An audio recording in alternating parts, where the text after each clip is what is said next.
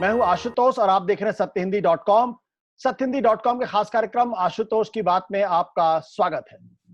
Corona का संकट न केवल हिंदुस्तान में बल्कि अमेरिका में और पूरी दुनिया में छाया हुआ है। अमेरिका की हालत तो बहुत बुरी है, लेकिन उससे निपटने की कोशिश न केवल अमेरिका में है बल्कि पूरी दुनिया में है। इस वक्त भारत में एक अलग तरीके का नजारा भी देखने को मिल रहा है। यहाँ पे कोरोना वायरस के संकट को न केवल वैज्ञानिक तौर पर बल्कि कुछ ऐसे लोग भी हैं जो इस पूरे मामले को सांप्रदायिक करने की भी कोशिश कर रहे हैं। क्या कुछ है कोरोना का संकट? क्या इसके पीछे की कोई राजनीति है? क्या इसके पीछे कोई दार्शनिक अवधारणा भी हो सकती है क्या? और क्यों दुनिया कोरोना के संकट से निपटने की कोशिश कर रही है और इसके पीछे का पूरा तंत्र क्या है? इन सब मसलों बात करने के लिए इस वक्त हमारे साथ एरिजोना अमेरिका से सीधे मौजूद हैं पुरुषोत्तम अग्रवाल जी, प्रोफेसर पुरुषोत्तम अग्रवाल जी, जो किसी परिचय के मोहताज नहीं है, हिंदुस्तान के जाने माने बुद्धिजीवी और तमाम मसलों पर बहुत ही तीखी प्रतिक्रिया व्यक्त करने वाले हैं। इत्तेफाक से वो गए थे अमेरिका में अपने बेटे के साथ कुछ समय बिताने के लिए, लेकिन इसी बीच कोरोना महाराज प्रकट हो गए और उसकी वजह से अब वो वहां से एक तरीके से कहें तो क्वारंटाइन है, वो भारत भी नहीं आ सकते हैं। तो फिलहाल वो वहीं पे हैं, तो हमने उनसे आज बात की। पुरुषोत्तम अग्रवाल जी, आपका बहुत बहुत स्वागत है। मेरा पहला सवाल आपसे ये कि आप वहां कैसे हैं और अमेरिका में हालात क्या है इस वक्त? देखिए, अमेरिका में आशुतोष, अमेरिका बहुत बड़ा देश है, भारत से भी बड़ा देश है। जी। तो अमेरिका के कुछ हिस्सों में हालत बहुत बुरे हैं। मैं जिस हिस्से में हूँ, मैं एरिज़ोना में हूँ। एरिज़ोना प्रांत का एक छोटा सा शहर है टूसा, जहाँ यूनिवर्सिटी ऑफ एरिज़ोना है और वहीं मेरा बेटा, जो आप बता रहे थे, वो पॉलिटिकल फिलॉसफी में रिसर्च कर रहा है। जी। तो इस शहर में हालत काफी बेहतर है। लॉकडाउन वगैरह यहाँ भी है, लेकिन उस तरह का इस बीमारी का वैसा व्यापक असर और उसकी वजह से जो एक आतंक सभी जगह है, वो इस नगर में काफी कम है। यहाँ पब्लिक ट्रांसपोर्ट चल रहा है, लोग घरों से बाहर निकल रहे हैं आराम से, कोई दिक्कत नहीं है। लेकिन जाहिर है कि यूनिवर्सिटी बंद है, क्लासेस ऑनलाइन हो रही हैं, जैसे हम लोग बातचीत कर रहे हैं उसी तरह क्लासेस हो रही हैं। जी। तो यहाँ दूसरी जगहों से बेहतर है। लेकिन अगर पूरे अमेरिका को देखें तो जो नवीनतम आंकड़े हैं उनके मुताबिक करीब यानी लगभग 8.25 लाख कंफर्म्ड केसेस अमेरिका में है। जी जी। और 50,000 मौतें हो चुकी हैं। अकेले न्यूयॉर्क में 12,000 से अधिक लोग मर चुके हैं। जी। और जो इसका आर्थिक पहलू है, लाखों लोगों की नौकरियां गई हैं और कितने संभवतः 60 लाख लोगों ने एम्प्लॉयमेंट बेनिफिट्स के लिए अप्लाई किया है। और हालत यह है कि जो आप जानते हैं, जो बात आपने अपने परिचय में कही, जी। मुझे लगता है कि देखिए, मैं ये मानता हूं कि मेडिकल साइंस जिस हालत में है उसमें कोरोना की दवा या इसकी वैक्सीन देर सवेर मिल ही जाएगी। जी जी।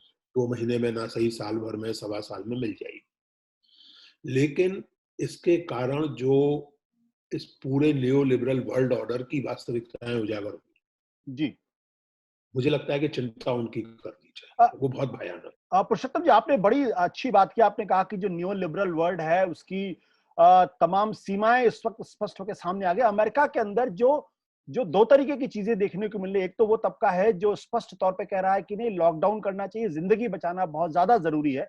दूसरा वहां का कंजर्वेटिव तबका है जो रिपब्लिकन से जुड़ा हुआ है और जिसके बारे में ये कहा जा रहा है कि वो ये कह रहा है कि अर्थव्यवस्था को अगर आप बेहतर नहीं करोगे तो लॉकडाउन से जितने लोग मरेंगे, उस कोरोना जितने लोग मरे उससे कहीं ज्यादा इससे मरेंगे। और इसमें यह भी सवाल खड़ा किया जा रहा है कि भाई आप इंडिविजुअल की लिबर्टी को कैसे आप इस तरीके से उसको उसको बंधित कर सकते हैं। कई शहरों के अंदर वहां पे मिनेसोटा में और कई कई इलाकों में वहां पे लोग सड़कों पर भी उतरे हैं और अमेरिका के राष्ट्रपति शायद दुनिया के अकेले राष्ट्रपति जो कह रहे हैं लिबरेट मिनेसोटा, मतलब वहां का राष्ट्रपति खुद कह रहा है आप लोग सड़कों पर उतरे। दूसरे देश के लोग कह रहे हैं कि नहीं, आप लॉकडाउन करिए, आप कोरोना से निपटिए, वो कह रहा नहीं आप सड़कों पर उतरिए। तो ये जो दुविधा अमेरिकन सोसाइटी के सामने वो क्या है, जरा हमारे दर्शकों को बताएं आप। मैं बता रहा हूँ, अमेरिका के राष्ट्रपति कितने अद्भुत व्यक्ति हैं ये बार बार साबित हो चुका है। अमेरिका में जो आज संकट की स्थिति बनी है उस पर मैं आऊंगा, लेकिन मैं आपको याद दिलाऊं कि मुश्किल से 2-2.5 महीने पहले अमेरिकन राष्ट्रपति इसे डेमोक्रेटिक पार्टी द्वारा रचा गया पाखंड कह रहे थे। उन्होंने बाकायदा इस शब्द का प्रयोग किया था कि it is a democratic hoax. कुछ नहीं है, पाखंड रचा जा रहा है, नाटक रचा जा रहा है। लेकिन जब वो सर पर पड़ने लगी तो अब जाहिर है कि लॉकडाउन हो रहा है और लोग घर में बैठा दिए गए हैं, तो इकोनॉमी पर बुरा असर तो पड़ना ही है। लेकिन अब सवाल ये है कि इकोनॉमी को रिवाइव करने की कोशिश आप किस तरह करें। यह इस बात पर बहुत चर्चा है और अखबारों में और दूसरे माध्यमों में कि बेल आउट जो किया जा रहा है वो बड़ी बड़ी कॉरपोरेशंस को किया जा रहा है जी। उनको पैसा दिया जा रहा है कि ताकि वो बची रहें और उनकी उस पर बुरा प्रभाव ना पड़े। दूसरी तरफ हालत यह है कि लगभग 1 महीने पहले घोषणा की गई थी कि सभी टैक्स पेयर्स को $1200 की मदद दी जाएगी। जी। $1200 के चेक मिलेंगे, वो आज तक नहीं मिले। हम्म। वो अभी तक रेड टेपिज्म में उलझे हुए हैं। जी। जो बात आपने कही वो तो इतनी विचित्र बात है और अमेरिका में लोग इस पर इतने चकित हैं कि राष्ट्रपति जो है वो एक तरह से गवर्नर्स को ट्रोल कर रहा है। जो डेमोक्रेटिक गवर्नर्स हैं या जो गवर्नर इस बात को कह रहे हैं कि नहीं भाई हम ऐसा नहीं कर सकते, इस तरह लॉकडाउन एकाएक नहीं उठा सकते, उनको राष्ट्रपति ट्रोल कर रहा है और ये लिबरेट कीजिए और ये सब कीजिए, इस तरह की बातें हो रही है। दिक्कत ये है आशुतोष, जो मूल समस्या अमेरिका में इसमें प्रकट हुई है। मैं आपको एक चीज बताऊं, इसी बीच में मैं कुछ दिन के लिए बोल्डर गया था, वहां मेरे एक मित्र हैं राजन कपूर, तो उन्होंने मुझे एक किताब पढ़ने के लिए दी। वो एलिजाबेथ रोसेंथल की किताब है, 3 साल पहले छपी है। उस किताब का नाम है एन अमेरिकन सिकनेस। और उसमें उन्होंने बताया है कि किस तरह अमेरिका में जो पूरा हेल्थ केयर सिस्टम है वो टोटली प्राइवेटाइज्ड है। जी। और उसका इंश्योरेंस कंपनियों के साथ नेक्सस है। तो इन एनी केस अमेरिका में पब्लिक हेल्थ केयर सिस्टम लगभग नॉन एग्जिस्टेंट है। इंश्योरेंस कंपनियां और प्राइवेट अस्पताल इनके नेक्सस के चलते, यहाँ कहा, मेरे बेटे ने शुरू में मुझसे मजाक में कहा कि पापा और सब कुछ कर लेना, बीमार मत पड़ना। क्योंकि कोरोना तो ठीक है, जुकाम भी हो गया तो हालत खराब हो जाएगी। It is so expensive. तो अब हालत ये है साहब कि पब्लिक हेल्थ केयर आपके पास है नहीं, प्राइवेट हेल्थ सिस्टम जो है वो अपने ढंग से चलता है। आलम ये है आशुतोष, एक केस आया है जिस पर यहाँ चर्चा हुई है। एक इंश्योरेंस कंपनी ने अपने एक बेनिफिशियरी कपल को निकाल दिया बेनिफिट उससे, क्योंकि उनको अस्थमा था। और अस्थमा वालों के बारे में ये माना जाता है कि उन पर कोरोना का असर ज्यादा हो सकता है। तो ये स्थिति है। और इसी सब जो बुनियादी मुद्दे हैं, यानी जो कहिए कि स्ट्रक्चरल सवाल है, उन पर बात करने से अमेरिका का पूरा पॉलिटिकल एस्टेब्लिशमेंट कतराता है। बर्नी सैंडर्स, एक मिनट आशुतोष, बर्नी सैंडर्स जो लगातार ये कहते रहे कि public health system, public education system, आखिरकार वो डेमोक्रेटिक पार्टी का नॉमिनेशन हासिल नहीं कर पाए। तो ये केवल ऐसा नहीं है कि केवल रिपब्लिकन पार्टी की बात है, पूरे का पूरा जो यहाँ का पॉलिटिकल और इकोनॉमिक एस्टेब्लिशमेंट है उसने लोगों के मन में ये बात इतनी अच्छी तरह बैठा दी है कि सरकार का काम केवल ये है कि आपको बुनियादी सुरक्षा उपलब्ध करा दे, बाकी सरकार की कोई जिम्मेवारी। बिल्कुल। बट सर, एक सवाल मेरे मन में ये है कि बहुत सारे लोगों के मन में सवाल हो सकता है, चूंकि डोनाल्ड ट्रंप वहां पे हैं, इसलिए अमेरिका के अंदर दुविधा है, अगर उनकी जगह बराक ओबामा होते या बिल क्लिंटन होते या फिर रोनाल्ड रेगन जैसे बड़े राष्ट्रपति जिनका नाम इतिहास में दर्ज है, अगर वो होते तो स्थितियां बेहतर होती। मेरा सवाल ये कि अमेरिका के समाज की ये दुविधा है कि इंसान बचाओ या अर्थव्यवस्था बचाओ, ये समाज की दुविधा है या डोनाल्ड ट्रंप की अपनी कारगुजारियों का नतीजा है? ये कहां पे ये द्वैत स्थापित होता है? ये दोनों बातें हैं इसमें। देखिए, ये दुविधा, पहले तो ये कि ये दुविधा केवल अमेरिका की नहीं है, दुनिया भर की दुविधा है। आखिरकार आप अर्थव्यवस्था की चिंता छोड़ तो नहीं सकते, वो दुविधा दुनिया भर की है। लेकिन उस दुविधा में आपको फैसला सारी चीजों को देखभाल कर ही लेना है। अगर आप छोड़ दें कि अपने आप ठीक हो जाएगा, तो जैसे जो पोएटिक जस्टिस इंग्लैंड में हुआ, यूके में हुआ, प्रधानमंत्री जी ने शुरू में कहा कि हर्ड इम्यूनिटी होने दीजिए। कुछ लोग मरेंगे, बूढ़े लोग मरेंगे, 20-25 हजार लोग, 1-2 लाख लोग मर जाएंगे, फिर हर्ड इम्यूनिटी हो जाएगी, पूरे का पूरा देश इम्यून हो जाएगा, तो कोई चिंता की बात नहीं। अब आप जैसे कहें कि भगवान का मजाक देखिए, प्रधानमंत्री जी स्वयं आईसीयू में पहुंच गए और उसके बाद हर्ड इम्यूनिटी की बातें करनी बंद कर दी। और यूके और फ्रांस वगैरह में, यूरोप में देखिए आसपास फिर भी public health care system, America जैसा फैलाव वहां होता और पब्लिक हेल्थ केयर सिस्टम ना होता तो इटली और फ्रांस में जितनी बुरी हालत हुई है उससे ज्यादा बुरी हुई। तो कुछ तो सिस्टमिक प्रॉब्लम है जो आपने कहा। अमेरिका में कोई भी राष्ट्रपति होता तो उससे उसमें स्थितियां जो हैं वो प्राइवेट हेल्थ केयर सिस्टम और इंश्योरेंस कंपनियों का जो नेटवर्क है उसका असर पड़ता। जी लेकिन जाहिर है कि व्यक्ति का भी बहुत बड़ा योगदान है। जी डोनाल्ड ट्रंप, देखिए, मुझे नहीं लगता कि कोई भी जिम्मेवार व्यक्ति, जो सारे नाम आपने लिए, हम्म मुझे नहीं लगता कि कोई भी जिम्मेवार व्यक्ति शुरुआत इससे करता कि इट्स अ डेमोक्रेटिक होक्स। हम्म हम्म हम्म हम्म मुझे नहीं लगता कि कोई भी जिम्मेवार व्यक्ति शुरुआत इससे करता कि वो हाइड्रोक्सी क्लोरोक्विन खिला दो ठीक हो जाएगा, जी तो डॉक्टरों ने ऐसा कुछ नहीं कहा। हम्म लेकिन वो ट्रंप साहब को ब्रेन वेव आ गई, उन्होंने भारत के प्रधानमंत्री को कह दिया, रिटेलिएशन और रिक्वेस्ट का वो एनालिसिस हो गया, जी और यहाँ लोग कह रहे हैं कि कोई असर नहीं पड़ा है, कुछ केसेस में तो उसका उल्टा असर पड़ने की रिपोर्ट।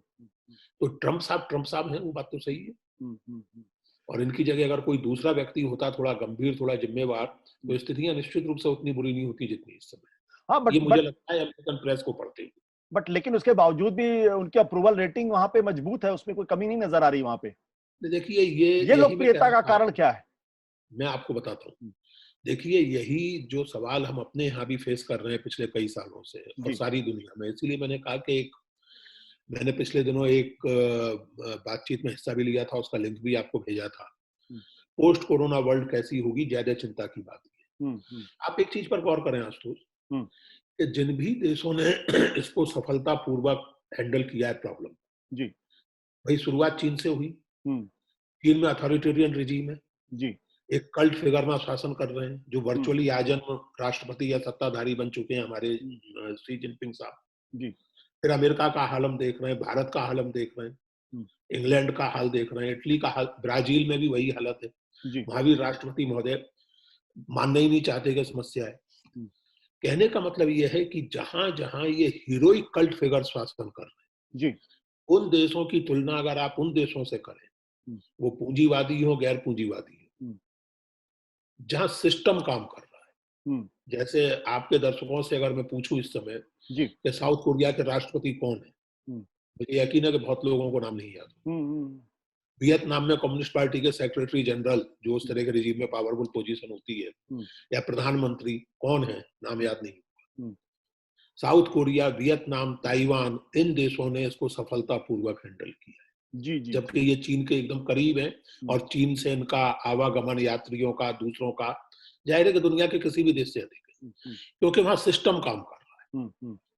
हमारे यहाँ और ब्राजील में और यूएसए में मीडिया की जो भूमिका है, अमेरिका में गनीमत है कि मीडिया उस तरह से नहीं बिहेव कर रहा, लेकिन यहाँ जो फिर भी एक बहुत डोमिनेंट तबका, खासकर आपका जो टेलीविजन मीडिया है जी, आप ये देखें कि आप सरकार की जवाबदेही तय नहीं करना चाहते। कोई सही आलोचना ही नहीं है। जो आलोचना करता है वो यहाँ अन अमेरिकन एक्टिविटी का अपराधी मान लिया जाता है, और भारत में तो सीधे सीधे एंटी नेशनल मान ही लिया जाता है। तो इसलिए अप्रूवल रेटिंग, जो आपने बात कही कि अप्रूवल रेटिंग बढ़ गई है, उसका एक बहुत बड़ा कारण, जिसको एक जमाने में कहा गया था चॉम्स्की वगैरह के द्वारा, मैन्युफैक्चरिंग कंसेंट जी जी और मैनिपुलेशन ऑफ माइंड, और उसमें इलेक्ट्रॉनिक मीडिया का रोल, सोशल मीडिया के इस्तेमाल का रोल, ये सब बहुत। इसलिए आशुतोष मैं कह रहा हूँ कि कोरोना की वैक्सीन या दवा तो मिल जाएगी, लेकिन जो ये सिस्टम अब और अधिक अथॉरिटेरियन होगा, और अधिक मैनिपुलेटिव होगा, चिंता उसकी करनी चाहिए। आपने एक बड़ी अच्छी और जबरदस्त बात की। आपने कहा कि जहां सिस्टम काम कर रहा है, लेकिन मैं थोड़ा सा इस सवाल को आगे बढ़ाऊंगा। मेरा कहना यह कि जहां पर डेमोक्रेटिक सेटअप है, इटली, फ्रांस, स्पेन, अमेरिका, वहां पे तबाही ज्यादा है। और जहां पे डिक्टेटोरियल रिजीम्स है या अथॉरिटेरियन रिजीम्स है, या जहां डेमोक्रेसी के रूट्स कमजोर हैं, चीन, वियतनाम, ताइवान, इसके अलावा साउथ कोरिया, हंगरी का आजकल काफी उदाहरण दिया जा रहा है कि जहां के राष्ट्रपति ने कहा कि सारे अधिकार मेरे को दे दो, बाकी सब लोग फालतू ही चले जाओ।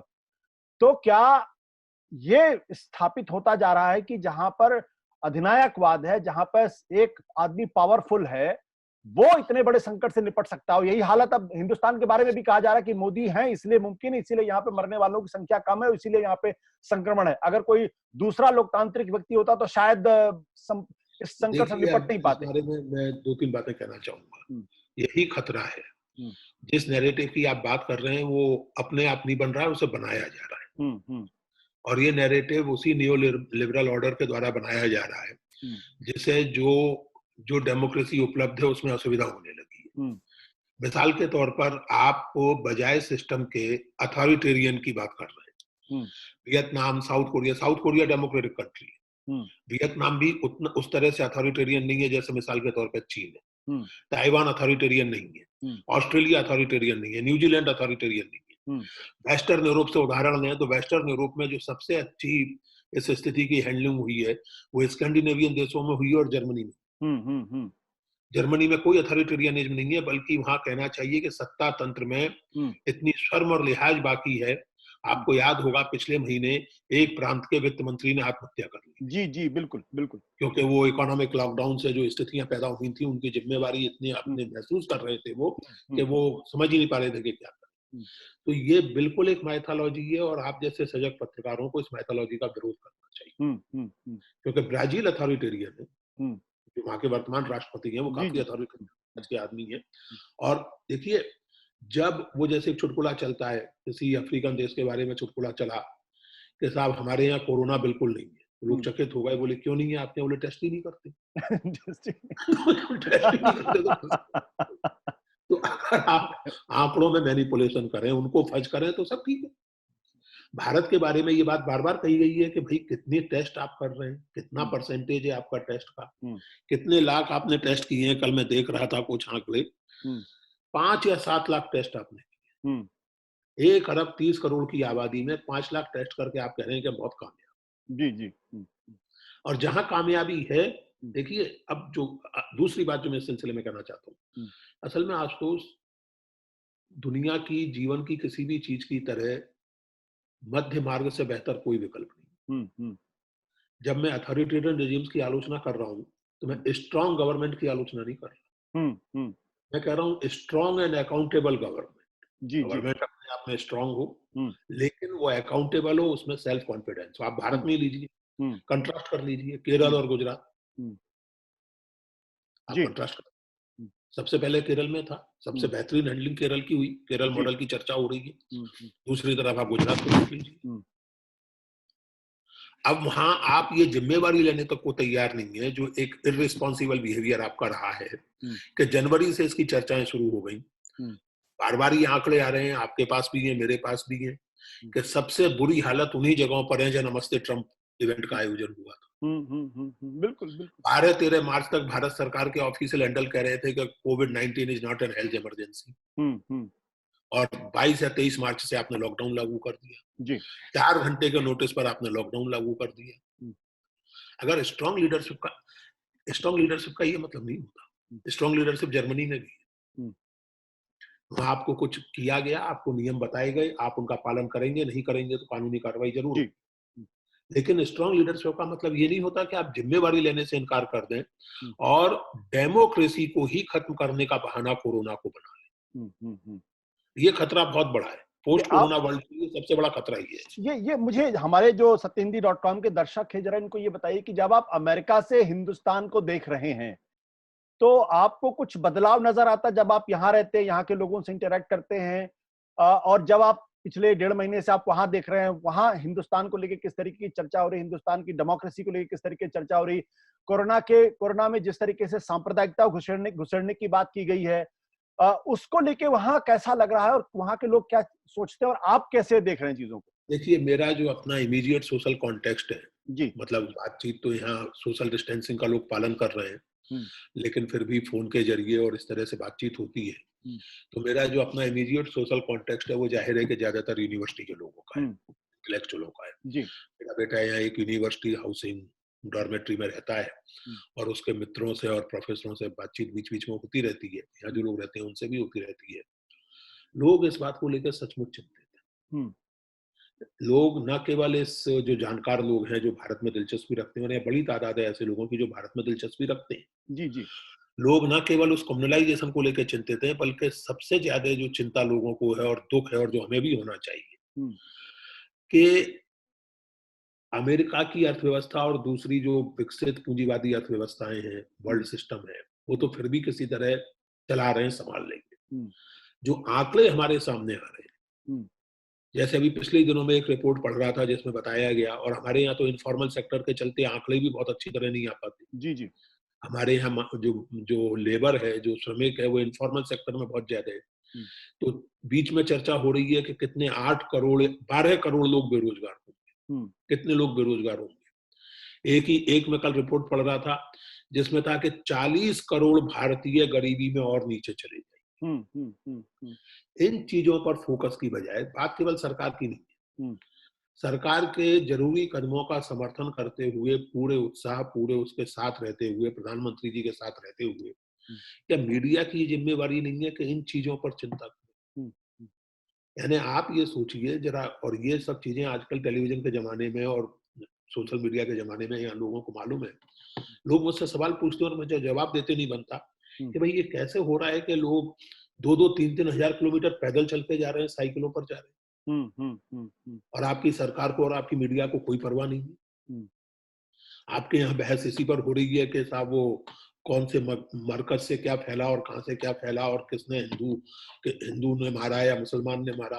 बोले इस पर चर्चा क्यों नहीं होती आपके यहाँ? ये चिंता है लोगों को कि ये जो समाज का सबसे कमजोर तबका है, माइग्रेंट लेबर, उसकी दुर्दशा पर कोई चर्चा हिंदुस्तान के मीडिया में क्यों नहीं हो रही, या जो हो रही है वो इतनी कम क्यों? जरा जरा ये बताइएगा कि वहां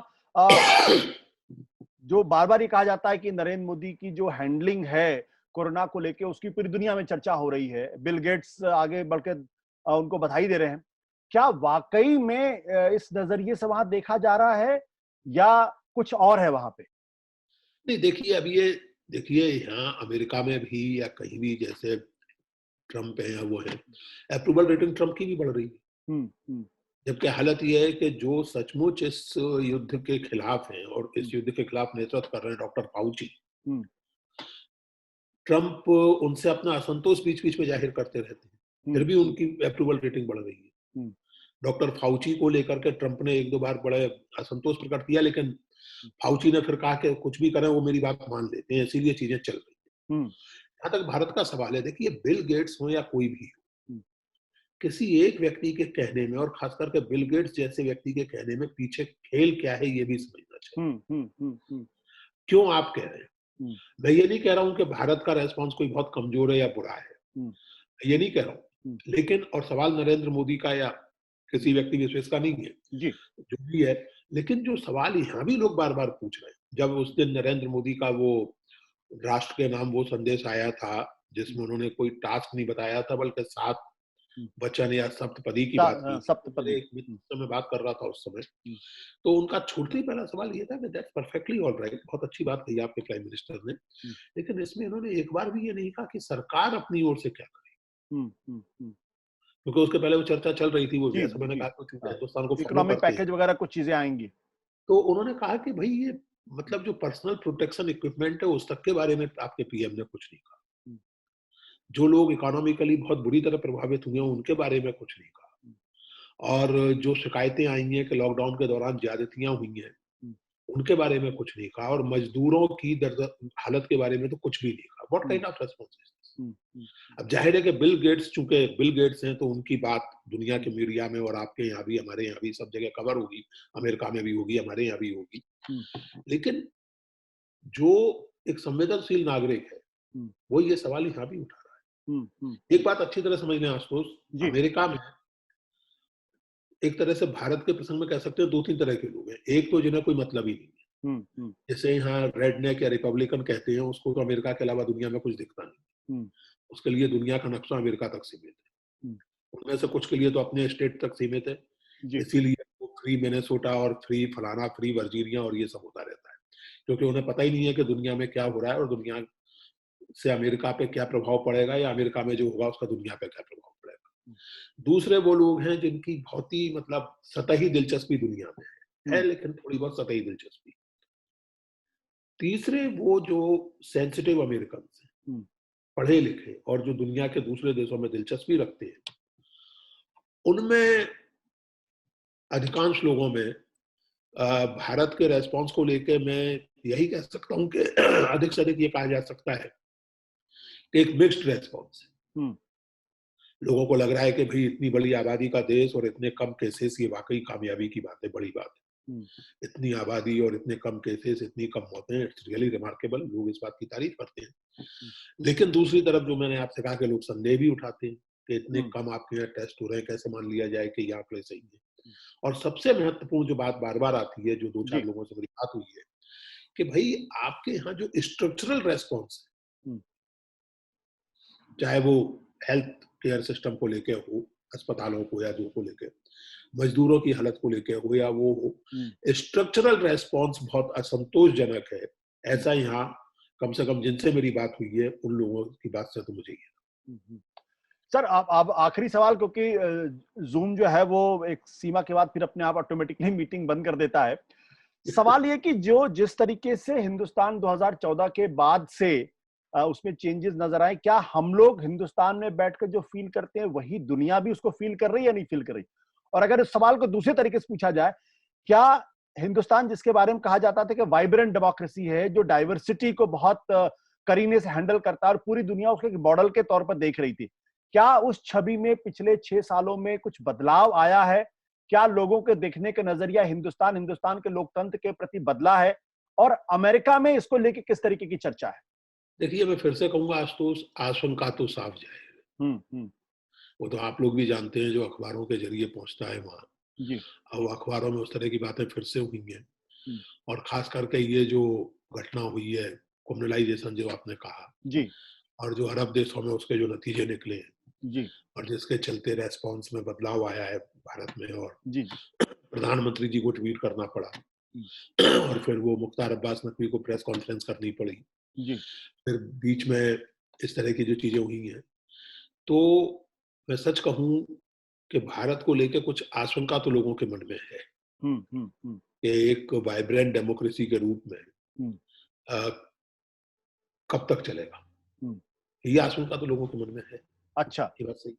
और ये देखिए, इस यात्रा में मैं ज्यादा तो नहीं जा पाया, मुझे तो जाना तो बोस्टन भी था, न्यूयॉर्क भी था, लेकिन वो सब तो रद्द हो गया। लेकिन मैं बोल्डर गया था, कोलोराडो प्रांत में जो नगर है बोल्डर, तो वहां भी जाहिर है कि भारतीय मित्रों से भी और जो यहाँ के अमेरिकन मित्र हैं उनसे भी बात हुई थी, और भारतीय मूल के अमेरिकी जो बहुत हैं आप जानते हैं, जी, जी, उन लोगों के बीच में एक अनइजीनेस तो मैं साफ साफ महसूस करता हूँ। ये जो अनइजीनेस है, इसका नेचर क्या है? मतलब वो आपने संकेतों में कहा कि लोगों के मन में आशंकाएं हैं। ये आशंका क्या है कि भारत में लोकतंत्र बचा रह पाएगा या नहीं बचा रह पाएगा भारत हाँ, में? जैसे एक एक सज्जन ने जिसको टंग इन द चीक रिमार्क कहते हैं अंग्रेजी में, वो जब ये लॉकडाउन इस तरह लागू नहीं हुआ था, मार्च के पहले सप्ताह में हम लोग एक पेंटिंग एग्जीबिशन देखने गए थे यहीं, तो एक प्रोफेसर साहब ने एक टंग इन चीक रिमार्क किया था कि लगता है आपका देश बड़ी तेजी से गाइडेड डेमोक्रेसी की तरफ बढ़ रहा है। अच्छा, तो अभी इतिहास अभी के जानकार इस बात को डेमोक्रेसी शब्द का जानते हैं। इस्तेमाल कर रहे हैं लोग। हाँ, उन्होंने किया कम से कम। और इतिहास के जानकार इस बात को जानते हैं कि एक जमाने में पाकिस्तान में गाइडेड डेमोक्रेसी हुआ करती। जी, जी, जी, जी, तो वो इतिहास के प्रोफेसर, इंटरनेशनल रिलेशंस के प्रोफेसर हैं, तो उन्होंने चुटकी ली। तो मैंने कहा कि नहीं नहीं, ऐसा नहीं है, we are a resilient democracy और हम बने रहेंगे। तो बस फिर बात हंसी में टल गई। लेकिन उनका ये जुमला मुझे काफी रोचक लगा। It seems your country is heading towards guided democracy. तो ये है। सर, मैं अंत में आपसे यही कहूंगा कि आप वहाँ अपना ख्याल रखें, और कोरोना का तो कोई धर्म भी नहीं है, कोई ईमान भी नहीं है, कोई देखिए, क्षेत्र भी नहीं है। मैं अंत में आपसे यही कहूंगा, मैं बहुत धन्यवाद आपका और आपके सब दर्शकों को बहुत आभार। मैं यही कहूंगा, इस पर हम चाहे तो हंस सकते हैं और चाहे तो थोड़ी चिंता कर सकते हैं जी, कि आप ही की बिरादरी के मुहावरे में, क्योंकि आप अंततः टीवी जर्नलिस्ट हैं, जी, जी, आप ही की बिरादरी के मुहावरे में मैं फंसा हुआ हूँ। मेरा कोई और नाम होता तो मैं छुपा हुआ होता। नहीं, आपका नाम चूंकि पुरुषोत्तम अग्रवाल है, इसलिए आप फंसे हुए हैं। अगर कुछ और नाम होता तो आप जो है वो छुपे हुए होते। मैं छुपा हुआ होता। तो हाँ। इस पर आशुतोष सरकार को कम, हाँ। क्योंकि औपचारिक रूप से कम सरकार की ओर से ऐसी कोई बात नहीं हुई है, लेकिन इस पर मीडिया को ज्यादा सोचना चाहिए। बिल्कुल, बिल्कुल, बिल्कुल। आप इतनी भयानक विपदा में भी, जबकि सारे देश को एक होकर खड़ा होना चाहिए, जी, जी, उस भयानक विपदा में भी आप अपने छोटेपन से ऊपर नहीं उठ पा रहे। मीडिया के लिए बहुत चिंता का विषय है। बहुत बिल्कुल आपने सही बात कही। बहुत बहुत शुक्रिया हमसे इस बातचीत करने के लिए। आप सकुशल रहें, सुरक्षित रहें, और जब तक बहुत जरूरी ना हो तब तक घर से बाहर नहीं निकले। मैं तो बिल्कुल ही घर से बाहर नहीं निकल रहा हूँ, तकरीबन 1 महीने के आसपास हो गया। धन्यवाद सर, थैंक यू सर। घूमने के लिए निकलता हूँ बाहर, थोड़ा बहुत घूमने फिरने के लिए बाहर निकलता हूँ, बाकी मैं ध्यान रखे हुए। बहुत धन्यवाद आपका आशुतोष, बहुत अच्छा लगा बात करके। Thank you. सत्य हिंदी के और वीडियोस को देखने के लिए हमारे YouTube चैनल को सब्सक्राइब करें और सीधे नोटिफिकेशन पाने के लिए बेल आइकन दबाएं।